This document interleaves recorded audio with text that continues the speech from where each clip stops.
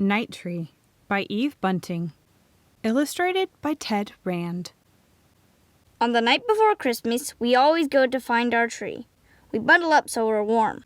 Nina is already wearing her boots that are too big for her. She has been wearing them all day.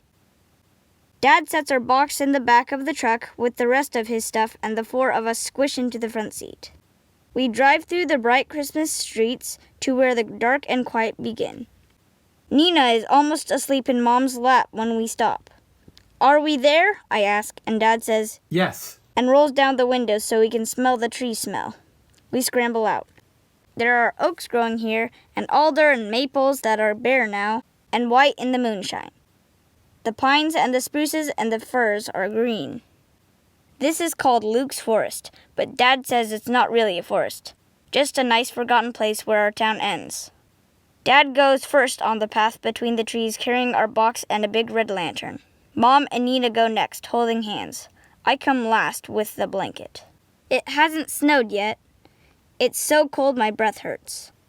The sky is spattered with stars, and the moon, big as a basketball, slides in and out between the treetops. Dad's lantern sweeps ahead. "Look," he whispers. We stop. A deer is watching us. I see the brightness of its eyes. Then it turns and it's gone. "Here's our tree," Dad says. It has been our tree forever and ever. We walk around it, touching it. It's grown since last year, I say. Mom puts her hand on my shoulder. So have you. So have I, Nina says. Nina hates to be left out. An owl hoots deep in the darkness. There are secrets all around us. Can I put on the popcorn chain?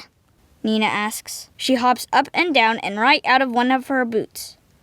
Mom helps her get it back on. Nina takes one end of the chain and I take the other, and we wind it around our tree. We've brought apples and tangerines with strings on them, and we hang them from the branches.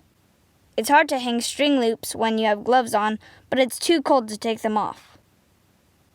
For weeks we've been making balls of sunflower seeds and pressed millet and honey. We hang those too. We scattered shelled nuts and breadcrumbs and pieces of apple underneath for the little creatures who can't climb very well. Our tree looks so pretty.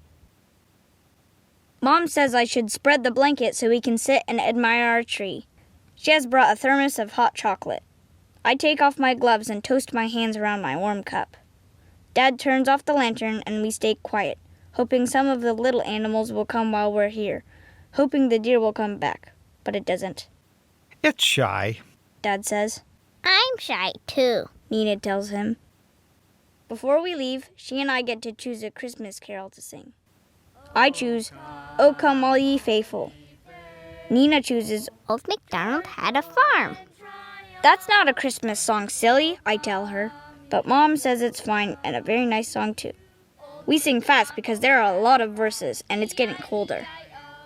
After the last E-I-O, we gather up our things and head for the truck. I look back once. Our tree has folded itself into the darkness, but I think I can see it still. Stars caught in its branches and the moon swinging lopsided on top. Nina gets tired and Dad has to wrap her in the blanket and carry her. I carry her boots. Later in bed, I think about our tree, and sometimes, next day, when the aunts and the uncles and the cousins are at our house and it's noisy and happy, I let my mind go back to Luke's forest. I think of the birds having Christmas dinner, and the squirrels and the opossums and the raccoons and the skunks. There might even be a bear, because Dad says bears don't really sleep all winter, and if one's going to wake up, I just bet it would wake up for Christmas. Maybe a fox has come, stepping high on its thin, sharp paws, and they're all there together, singing their own Christmas songs on Christmas Day around our tree. The end.